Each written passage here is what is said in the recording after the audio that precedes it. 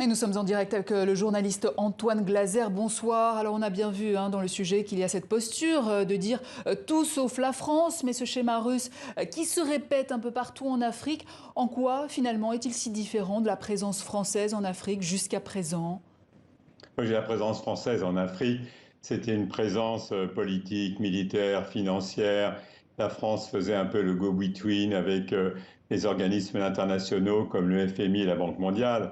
Il faut savoir que la France, jusqu'à présent, parce que les Chinois sont intéressés, mais ils conservent toujours les opérations de maintien de la paix au niveau du Conseil de sécurité des Nations Unies. Jusqu'à ce jour, c'était toujours la France qui donnait le là sur tout ce qui se passait, en particulier dans toute cette région sahélienne. Mais on voit bien qu'en ce moment, il y a vraiment un tournant historique qui est en train de se faire. On voit bien un réengagement, par exemple, de l'Algérie au Mali. On voit aussi que des pays, même comme la Mauritanie, ont signé un accord de coopération militaire avec la Russie. Vous aviez le ministre malien qui était Monsieur Colonel Sadio Camara, qui était le 4 septembre à Moscou alors, je pense que je sais pas, il y a pas, je connais pas, je sais pas dans le secret des dieux. Ce sont les confrères de Reuters qui ont sorti l'information, mais on voit bien que l'histoire de l'affaire finalement du groupe Wagner, à mon avis, c'est le haut de l'iceberg. Il y a un changement réel qui est en train de se profiler dans toute la région. Mais justement, alors quelle serait alors la contrepartie pour cette société russe, Wagner? Oh ben la contrepartie, c'est bien évidemment en dehors de financement, en dehors de contrats, c'est bien évidemment l'or du Mali, ce sont les mines, c'est comme en Centrafrique. Ce qui intéresse, ce sont les pays miniers. Regardez Alpha Condé qui avait signé aussi avec la Russie et la Chine. Vous voyez bien qu'il y a quand même, encore une fois, l'Afrique est en train de se mondialiser. Et c'est vrai qu'on voit que la France perd pied. La France avait une offre intégrée dans une période historique qui était la période de la guerre froide où elle n'avait pas de concurrence. Elle était seule, elle avait une concurrence, elle avait un système intégré politique, militaire, financier, elle cooptait les dirigeants africains.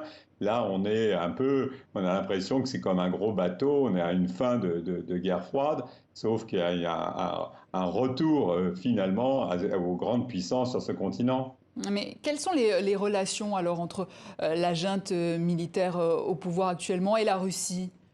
Un certain nombre de colonels ont été formés en Russie, mais au-delà de ça, tous ces pays sont en train de chercher d'autres partenaires. Ils ont le monde entier dans leur salle d'attente. Et encore une fois, à partir du moment où vous avez un réengagement aussi de l'Algérie, qui a énormément d'armement russe, réengagement du Mali, de l'Algérie, pardon, au Mali, vous avez au moment où il y avait des grands salons d'armement russe, vous aviez énormément d'Africains, et vous allez avoir un grand sommet aussi Afrique-Russie dans quelques mois en 2022. Donc tout ça, et encore une fois, c'est de la diplomatie d'influence, et la France, évidemment, n'a pas les moyens de continuer. On est quand même dans une nouvelle période historique.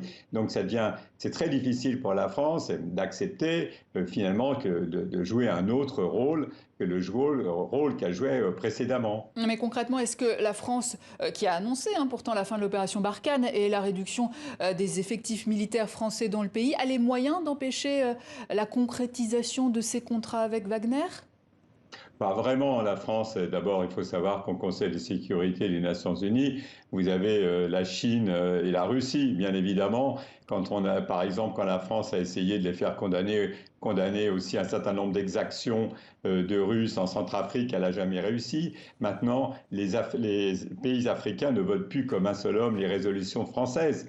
Donc, je vais dire, là, on est encore une fois dans une phase historique, un nouveau cycle, et c'est extrêmement difficile pour la France, comme ils disent toujours, de maintenir son rang dans des pays où elle ne contrôle plus. Avant, même s'il y a l'opération Barkhane avec les militaires, mais avant vous aviez des coopérants, vous aviez des dizaines de milliers d'assistances techniques français dans ces pays. Maintenant, les djihadistes ont en partie gagné, ils ont fait fuir tous les Occidentaux de la Mauritanie jusqu'au Soudan, et on voit qu'il n'y a plus un Français qui peut aller, tous ces pays sont en rouge au niveau des conseils aux voyageurs au Quai d'Orsay, il n'y a plus de Français dans toute cette zone.